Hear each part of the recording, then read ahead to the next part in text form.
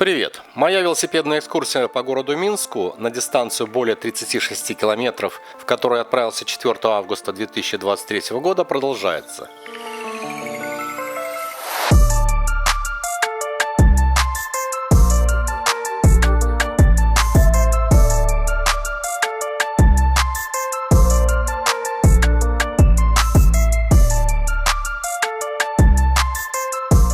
Сегодня на улице Заславской немноголюдно и нет лениво сидящих на тропинке голубей.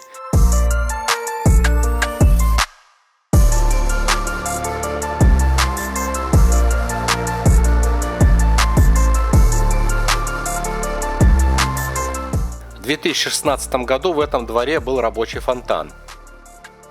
Опа! А теперь это большая цветочная клумба. Значит, не потянул местный ЖЭС его обслуживания.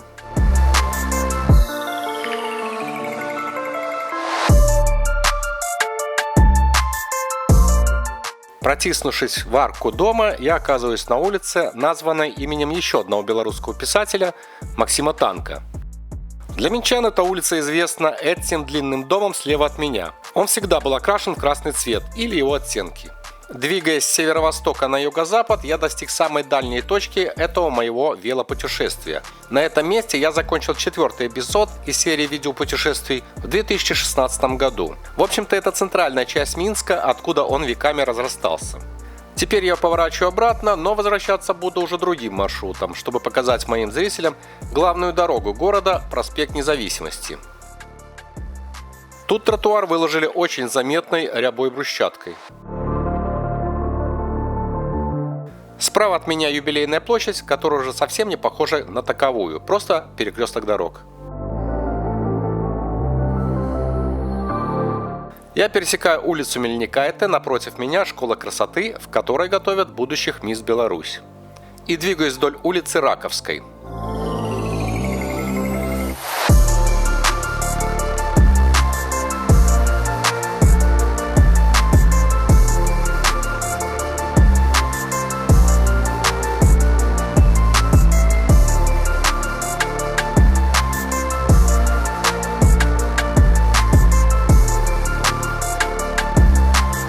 Это старый город Минск, или как его ранее называли, Менск. Он подобен любому современному европейскому городу, застроенному такими неказистыми маленькими домиками с очень узкими улицами. Мне же в нем уютно провести короткое время, погулять, посетить кафе. Но в то же время это абсолютно неудобное место для современной скоростной жизни.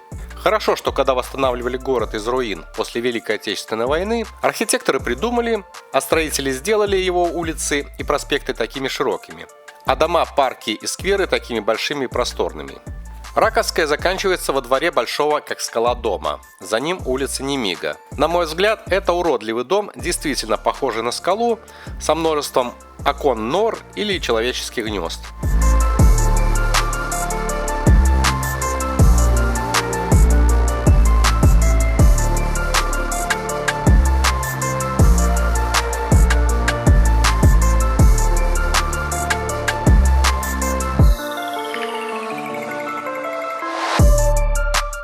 Выскакиваю через эту арку дома в начало проспекта Победителей.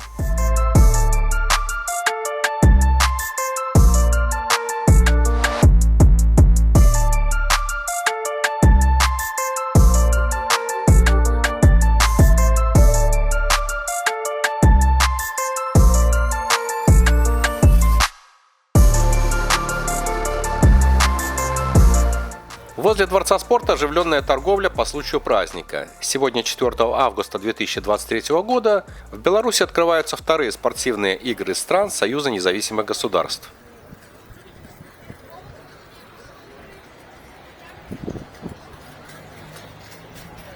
Шашлычок. Мне всего с 2 утренними бутербродами в желудке больно на это смотреть. А уже время обеда.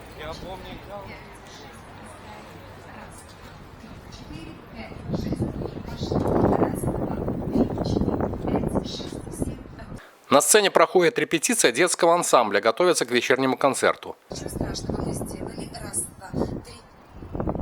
Мамы, переживающие за своих детишек.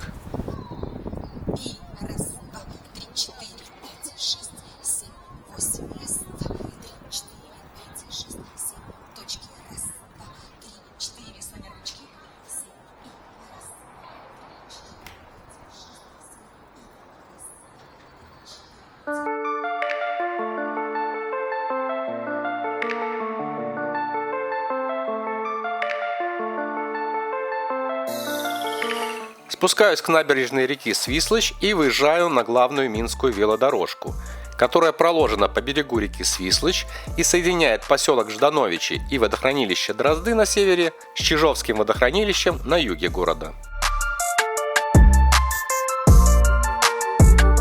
Ее длина больше 27 километров. Когда-то я жил на юге Минска в микрорайоне Ложица, и вечером после работы я проезжал эту велодорожку в обе стороны за 3 часа. Но мой путь был немного короче, на пару километров в одну сторону. Это где-то около 25 километров. В основном едешь не спеша, так как велодорожка проходит через многие парки и скверы. И средняя скорость получается 17 километров в час. На всем протяжении велодорожку лишь однажды пересекает улица Янки Купалы. Я тоже буду ее пересекать. Ну а так велодорожка безопасна, так как проходит параллельно транспортным магистралям вдоль пешеходных дорожек и реки Свислочь с ее обустроенными и даже дикими пляжами.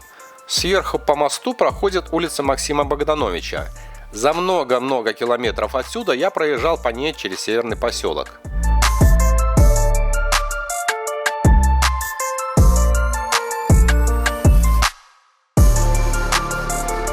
Прикольная вращающаяся инсталляция под названием «Василек».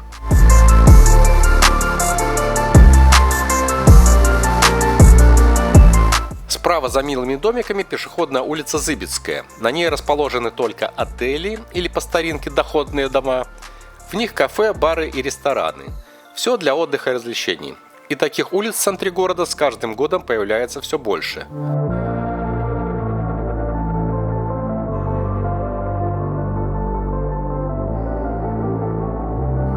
Лет 20 назад я хаживал в рестораны в этом здании.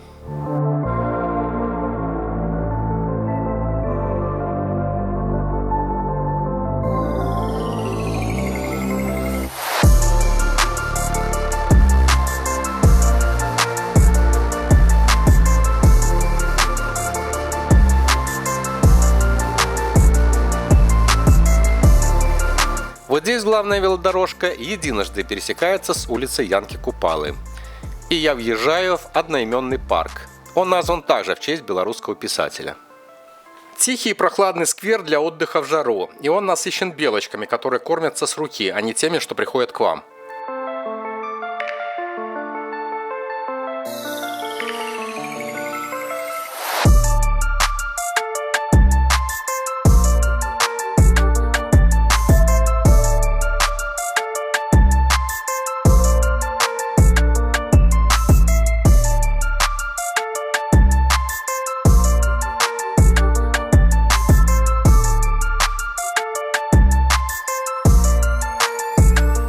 Эта набережная Свислочи использована в локациях многих российских или совместно российско-белорусских телевизионных сериалах и полнометражных фильмах.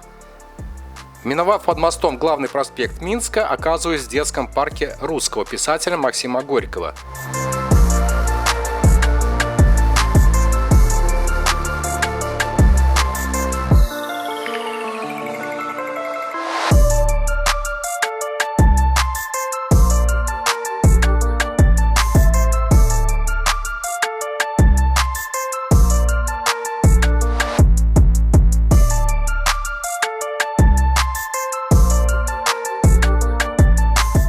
Наверное, еще 7 лет тому назад здесь была возможность попить пивка, ну или что-то покрепче.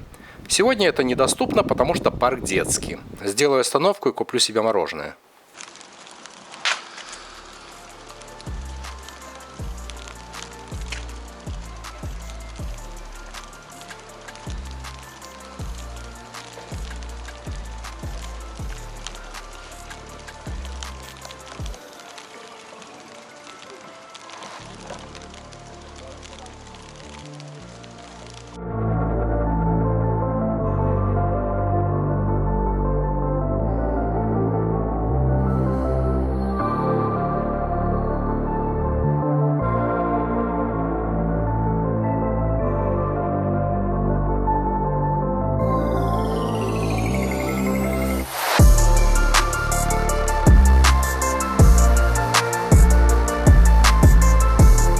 Вот, собственно, и памятник писателю.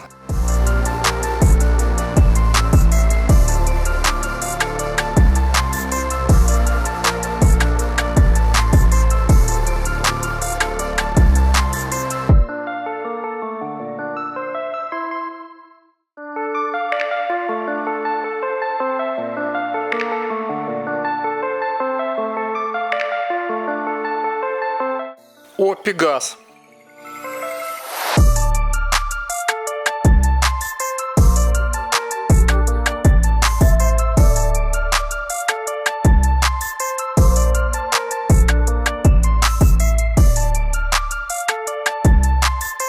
И здесь электрическая заправка «Маланка». В переводе с белорусского это «молния».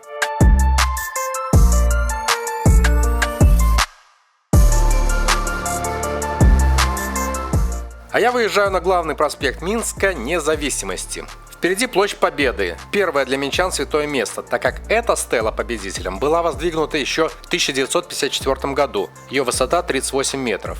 Под площадью имеется круговой подземный переход, в котором под этим местом соответствующе памятно оформлен зал. Я же ухожу вправо на улицу Захарова.